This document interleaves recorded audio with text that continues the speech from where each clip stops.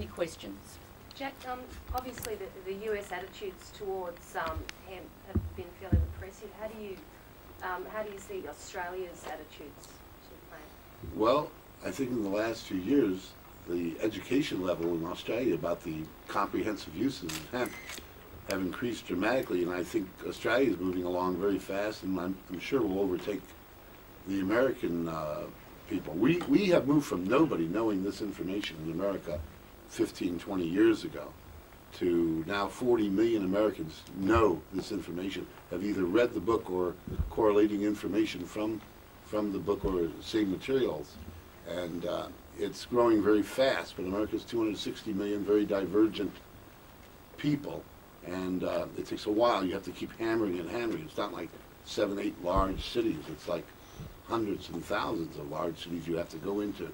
I've been into 1,500 cities in the last 8 years in the United States giving talks. And in every place we've left, more people know, more people are talking about it.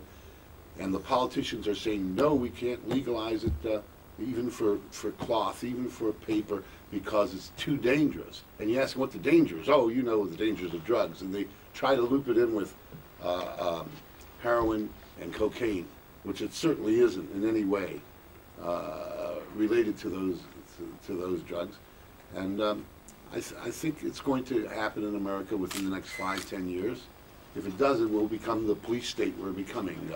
We've built 6 times as many prisons in the last 15 years as we had in 1977. We have 6 times as many people in prison in America as we had in 1977. And we have the prison guards in America, the correctional officers, are now the largest political force in America.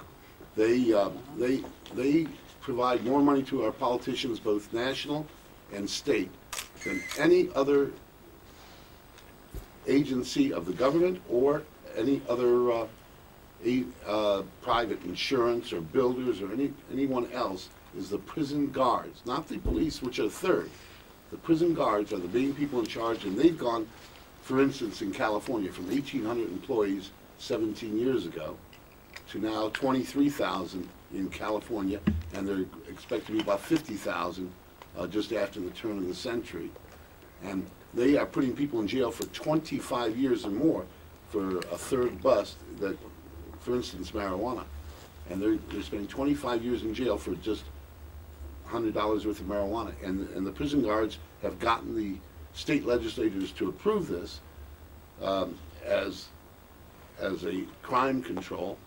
And we have these huge prison systems, $400 million prisons being built every year in California, and many of them manned by nothing but marijuana users. 19,000 people in California in jail for marijuana.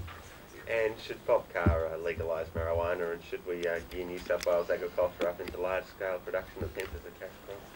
2 very different questions. I missed the first part of that. He's asking about should the present government legalise marijuana. I don't think that the community is very interested in legalising marijuana at all in this state, and certainly that's not the indication that Bob Carr has given.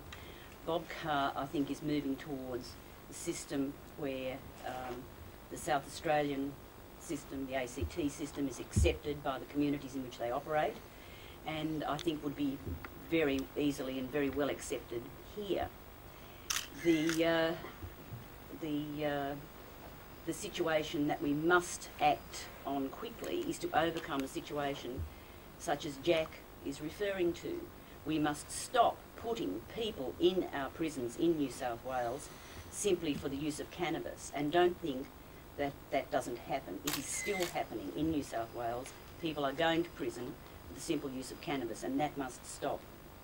And I think we've got the opportunity to do that, given the undertaking that Bob Carr has made.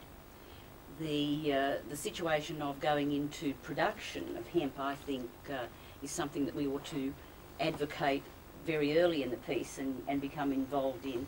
I know that there are cotton growers who are quite happy to switch to hemp production, and just as Jack said, you know, we must end the use of pesticides, which are doing enormous damage to the river system, particularly the Darling Murray system and the Northern River system where the cotton grows. We've really got to get into it. The pesticides are ruining the water supply. And so perhaps I could add something on the crop issue. There are already trial crops in Tasmania, and I understand South Australia has already approved the growing of hemp for low THC hemp, and certainly we'll be looking at that within the ACT. So if New South Wales doesn't begin to look at that as a possibility, then farmers who have already had such a difficult time over the last 4 or 5 years may well be significantly disadvantaged against other states.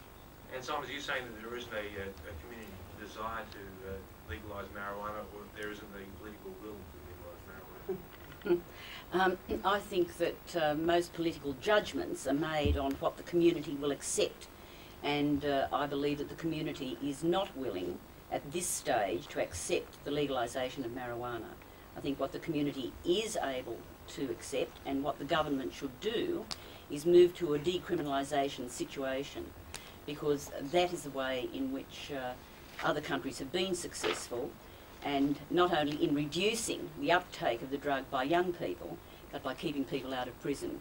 And that's really what we ought to be doing, concentrating on that process and that. So the evidence from South Australia and the ACT has been that there has been no increase in use compared to other states over the period that they've been using expiation notice systems, and there has been a significant reduction in harm because less people are in jail, more young people are able to get visas, they're able to work in the public service, and all those things that a jail sentence or a conviction removes from people's potential. So there are real advantages to the system that is currently operating in South Australia and the ACT, and Bob Card would do well to look at the evaluations and then make a sensible decision. And Simon, how far away do you think the state government is from decriminalisation? Well, I know that the Premier is waiting advice from the Police Commissioner, Tony Lauer, because he's asked him to report on the feasibility of introducing a system such as the South Australian system. So I think perhaps it's up to all of us to encourage Tony Lauer to speed up his advice to the Premier. And when that occurs, we'll be able to proceed with further lobbying to get the government to act. What do you expect Tony Lauer to say, though? Do you expect him to support something like this? I wouldn't presume to undertake to read Tony Lauer's mind, but I think that there are quite a large percent of the police force that recognises that police time on pursuing personal users of cannabis is wasted time when there are far more urgent community matters to deal with. The issues of violence in the community are of much more interest to the community than simple use of cannabis.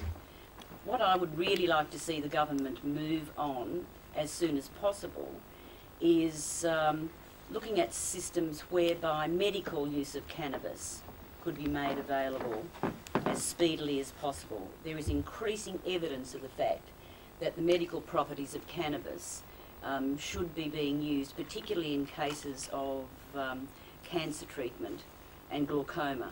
And surely this is something that we could move on fairly rapidly as a policy decision rather than a law change. Is the plant that makes those products, or that those products are made from, is it the same plant that you smoke? Exactly. That's exactly.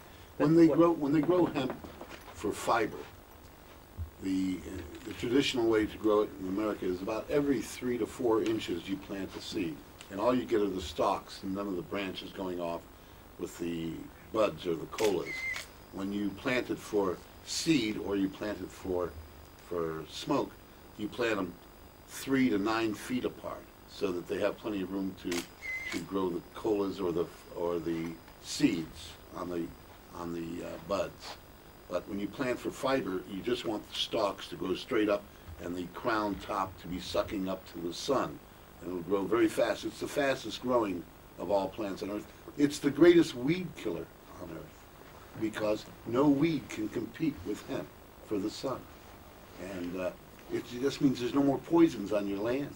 Where does the low THC content that you're talking about Well, come into play? Do you want me to comment on that? Dr. Andrew Catalaris here in Sydney has made a great deal of research on the issue, and he has suggested that this would be the easiest way for governments to be able to change policy, because there is a different issue in growing hemp as a farming crop, and the removal of prohibition, and the use of it as a hallucinogenic drug. And so to divide those two issues is one way of dealing with that is to grow low THC hemp, and there are varieties available. Any more questions? Jack will be speaking tonight at a public meeting at Glebe Town Hall, if anyone's interested in watching Jack face the public. Thanks very much. Thanks for coming.